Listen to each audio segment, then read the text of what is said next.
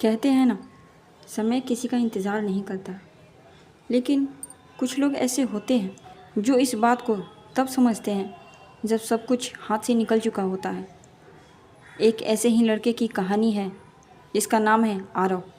आरव एक छोटा सा सपना लेकर बड़ा बनना चाहता था, लेकिन एक बड़ी समस्या थी। वह हर ज़रूरी काम को कल पर टाल देता था। अरे यार, आज तो थक गया हूँ, कल से शुरू करूँगा। अबे पूरी ज़िंदगी पड़ी है मेहनत करने के लिए, अभी तो थोड़ा मज़े कर लो। इन्हीं जुमलों में उसका सारा टाइम निकल रहा था। पढ़ाई से भी उसका मन उखड़ जाता था। पढ़ाई से जब मन भटकता तो मोबाइल उठा लेता। कुछ बड़ा करने की बात होती तो कहता अभी बहुत टाइम है। उसके दोस्त आगे बढ़ते गए, नौकरियां पाने लगे। कुछ ने अपने स्टार्टअप शुरू कर दिए, लेकिन आरव अभी भी वहीं खड़ा था जहां वो कई साल पहले खड़ा था।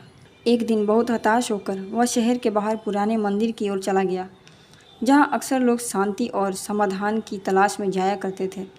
वहाँ एक बुजुर्ग साधु ध्यान में बैठे हुए थे। आरव उनके पास गया और बोला, बाबा, सब मुझसे आगे निकल रहे हैं।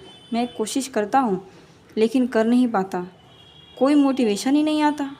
मुझे बताइए, मैं कैसे बदल जाऊँ?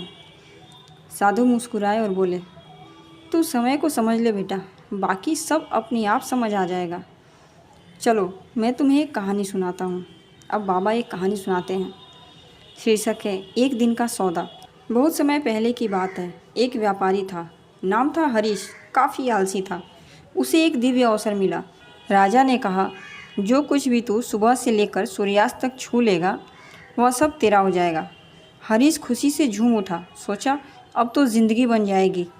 पर सुबह वह सोचने लगा, पहले पेट पूजा कर लूँ, बिना खाए तो कुछ होता ही नहीं है। खाने के बाद बोला, थोड़ा आराम भी कर लेता हूँ, दिन लंबा पड़ा हुआ है।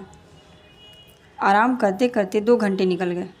फिर रास्ते में कहा, धूप बहुत है, चलो थोड़ी छाँव में बैठते हैं। इस बार नींद लग गई। 4 घंटे और चले गए। जब वह उठा तो देखा कि सूरज तो ढल रहा है। भागते भागते वह महल पहुंचा तो दरवाजे बंद हो चुके थे। राजा ने कहा, तू समय गंवाता रहा और अब कुछ नहीं बचा।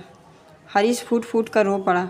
उसे समझ आ गया कि वो अमीर बन सकता था, पर टाल मटोल ने उसकी किस्मत ही छीन ली। बाबा ने कहानी ख़त्म की और आरव की ओर देखा। बेटा, तेरा आज ही तेरा असली खजाना है, कल तो सिर्फ एक बहाना है। उस दिन आरव की सोच बदल गई। उसने उसी पल से काम करना शुरू कर दिया। मोबाइल की जगह किताब उठाई, रील्स की जगह रूटीन बनाया और धीरे धीरे खुद को उस मुकाम पर पहुंचा दिया जहां वह पहुंचने के लिए सपना देखा करता था। इस कहानी से हमें यही सीख मिलती है कि समय सबसे कीमती चीज़ है।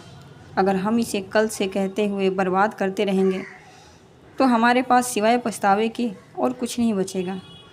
हर अवसर का फ़ायदा तभी मिलता है जब हम सही समय पर उससे काम लें। तो दोस्त, अगर आप भी कुछ बड़ा करना चाहते हैं तो अपने कल को आज में बदलिए, क्योंकि जो लोग समय को पहचान लेते हैं वही दुनिया में कुछ कर दिखाते हैं। अगर आपको ये कहानी पसंद आई हो तो इसे लाइक और शेयर ज़रूर कीजिए, और ऐसी ही प्रेरक कहानियाँ सुनने के लिए हमारे चैनल को सब्सक्राइब करें और बेल आइकन ज़रूर दबाएं, ताकि हर नई कहानी सबसे पहले आप तक पहुँचे। धन्यवाद।